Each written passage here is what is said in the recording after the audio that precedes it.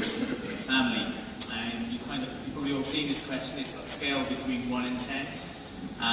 1s to 6s you call detractors, so people that wouldn't recommend you. 9s to 10s you call promoters, and you express it as a percentage.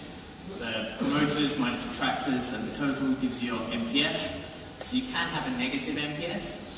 It's cool, you kind of see this in your numbers. That's when you turn up every day and you've got less customers than you had the day before. It's pretty awesome. I think quite famously the travel industry's NPS is 0. A couple of large travel companies I would name are around about 30%. I've watched startups go from sub 50% to plus 50%, and that really does drive growth. So why does it drive growth? Because basically you've got one customer, you've got a high NPS, so they've told their friends, and then after a while they tell their friends, and after a while they tell their friends, and so you grow. It's a slow process, but it tells you that fundamentally your product is working. So if promoters are greater than detractors, you will grow. So this was one thing took me a long while to figure that out, was if you optimize your business for NPS, you're kind of optimizing your business for growth. But this isn't easy. So let's just step through the stages I've gone through by this point. So as you've just launched your MVP of your startup, it's just about working. Like in TransferWise, you can just about do a transfer. There's a few bugs, and then you start getting this load of feedback from customers, and then you're like, okay, it's working now, we don't have any significant issues. Then you've started looking at conversion rate and tweaking things, you've got enough supply, and you're like, that's good, that was pretty slick. But to get to driving NPS, to get to people telling their friends about your product, you've got to blow someone's socks off. That has to be absolutely incredible. That's what you need to aspire to get to NPS-driven growth. You only get to do that once the product's working. So focusing on NPS when your product's not working, when people aren't coming back to your site, when your conversion rate sucks, isn't a good idea. Only once you've got those things working. One of the fun things I've seen with the mobile app startups is every single app on your phone has an insanely high NPS. So think about it. So if you take, say, Yo, for example. So someone told me about Yo. They pulled out their phone, they showed me Yo, they said, check this out, and they pushed it, and whilst they were talking, I downloaded Yo and used it. So they literally recommended it to their friends.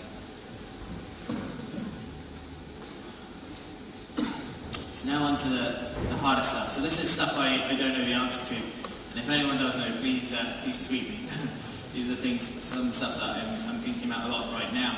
So what actually drives recommendation? At TransferWise, we have a very high NPS. I can't share it, but it's very high. And so I spend a lot of my time trying to think around why is that? Why are our customers evangelical about our product? I kind of got to two conclusions. There's rational reasons and emotional reasons. So on the rational side, I kind of describe this as how different is this product to the status quo. So if you take money transfer and TransferWise, status quo was I go to my bank, I get stung on fees, they take 5%, it takes 2 weeks, and it's a pain in the ass to use their website. If I use TransferWise, I'm at 0.5%, it's very easy to use, and the money gets there within hours. That's why it's an evangelical experience for the customers. So that's enough for them to go and tell their friends about TransferWise. But that isn't good enough for everyone. Some people need an emotional hook, some people need a narrative. No one talks to their friends down the pub about money transfer. So this is, I think, where our kind of clever marketing and PR comes in, when we do stuff that makes our customers feel proud of what we do in public. Like our first advertising campaign, or our rebrand, where we really went out very boldly with, this is the kind of business we're trying to build, this is the kind of system we're trying to create, and you are part of doing that. And what's awesome with that is that's driven from values and that stuff that's really, really hard to copy. So anyway, back to summarising. High level, focus on NPS once the product is working. So in summary, focusing on NPS and your product will grow. Understand the drivers of NPS. So again, just to help you on this, so if you look at the rational stuff, making our product faster, making it easier to use, making it convenient. We then have KPIs on each of those things and try to measure how much faster we're making it, how much easier to use we're making it every quarter, to know that competition can't catch up with us. So finally, there is a point at which you need to hire this guy and start spending money on marketing.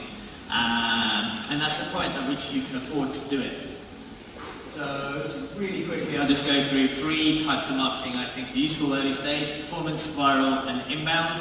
Performance marketing, I think it was a donut machine. You put money out in and you get more money out of it. It's awesome. So you focus on performance, specifically Google, if you think your unit economics, i.e. you earn more money per customer than anyone else in the industry. Viral growth, so this covers loads of things: word of mouth, referral programs, crazy social sharing. Just focus quickly on referral programs, which I think of as a cool way of tracking word of mouth. It's always advise people to focus on giving away value, not money. I think the guys at Dropbox were the masters at this. I love this email, the brevity of it, and it still works with driving growth. But if you can't think of a way of doing that, the guys at Thread just quite crudely give away money, and that works. So you can always start somewhere. Once you've got a product that's working, strong NPS, start thinking about virality and referrals. What amplifies virality? How frequently your product is used, how relevant is it to my friends, and how shareable is it? So think around how can you tweak your product to make it more frequently used, make it more relevant to friends, make it more shareable, will drive viral growth as well. Prerequisites for virality: the product's got to work, we'll have enough customers, and the customers need to know other customers. And then finally, inbound. So inbound I like because it's free marketing. Free marketing is almost free marketing. Almost free marketing is kind of useful early stage. Think of this as building acquisition into your app. So masters of this were LinkedIn. So when I Google my name, LinkedIn comes up in position 1. That's because LinkedIn created a CV page for me, and I went around telling people this is my CV and linking to it. So Google returned that. Super clever. When I give this example to people, I say, that will never work for me. I'm a holiday rental startup. Simon Dance, who's talking later, came up with this idea at HouseTrip. So it turns out 10% of our hosts had their own websites. We gave them badges saying they were great hosts. They put them on their website, linked back to us, increased our rankings in SEO. Or on a job website, I love this example from Adzuna. So you go into a bunch of jobs, but through that they've curated the data to create a shareable widget, which is actually really useful as well. So that's it, I'm done. So NPS-driven growth, 4 principles. So number 1 was supply is usually your biggest scaling lever. 2, once you've got the supply, focus on systemically improving the experience for your customers.